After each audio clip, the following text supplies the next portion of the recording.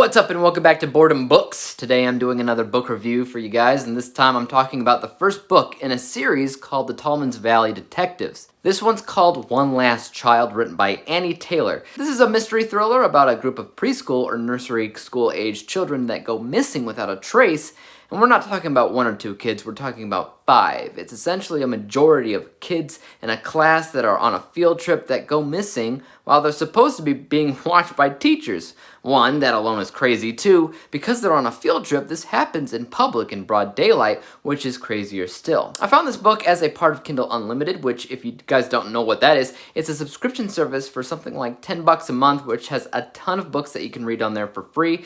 There's a lot of very well-known books available on there, such as Harry Potter or Hunger Games books, but I would say a majority of what you find on there is lesser known, but still absolutely phenomenal books written by truly passionate authors. And if it weren't for Kindle Unlimited, I'm pretty sure I wouldn't have come across this book at all, which I actually think is worth the read, especially if you're a fan of mysteries in general. In fact, I think it was more than once while reading this book that I thought to myself, I'm not only going to read this book, I'm going to read the next one in the series, and I'm gonna check out more of Anni Taylor's stuff, because even though her style of writing isn't as complex as some higher profile books that everybody else likes to talk about, it's still quickly paced and deals with a premise that I think is bold, as it deals with a topic that is all too sensitive and something that we'd prefer was wholly fictional, but instead, it is plausible. Things like this actually happen, unfortunately. Anyways, getting into how it's written in general, the thing that stood out to me the most while reading, especially in the first half of the book, is the pacing. It has to get from point A, which is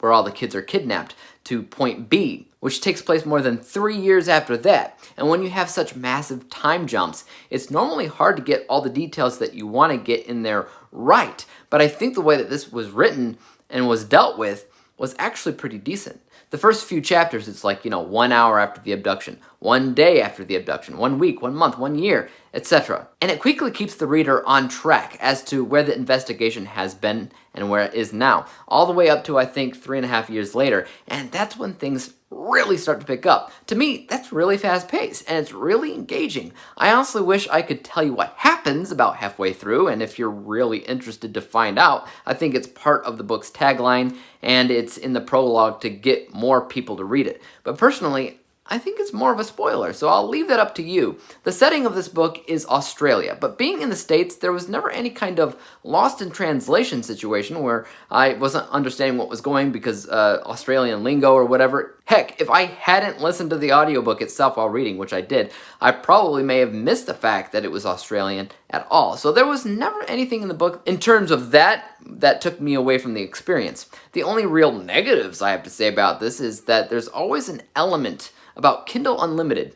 When you read them, that's like a twinge amateur. You can love the book to death and still feel like it's different than the big dogs on the shelves. It's like the difference between watching an independent film and a blockbuster. So it's nothing that's actually bad, just different.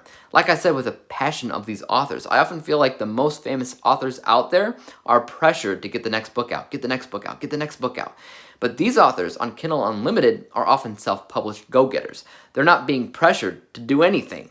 They just want to write a book. I could be wrong, but that's what I get out of these books. And that's something that I both admire and kind of worry about, because when you self-publish, it doesn't go through the same channels of a regular publication, like editors, publicists, marketers, blah, blah, blah, blah, blah. Meaning it's as pure as a book can be, in my opinion, but it also opens itself up for flaws more so than a regular book would. I rated this one 4 out of 5 stars. I can't remember if I've ever rated a Kindle Unlimited book 5 out of 5 unless it was something bigger like Harry Potter.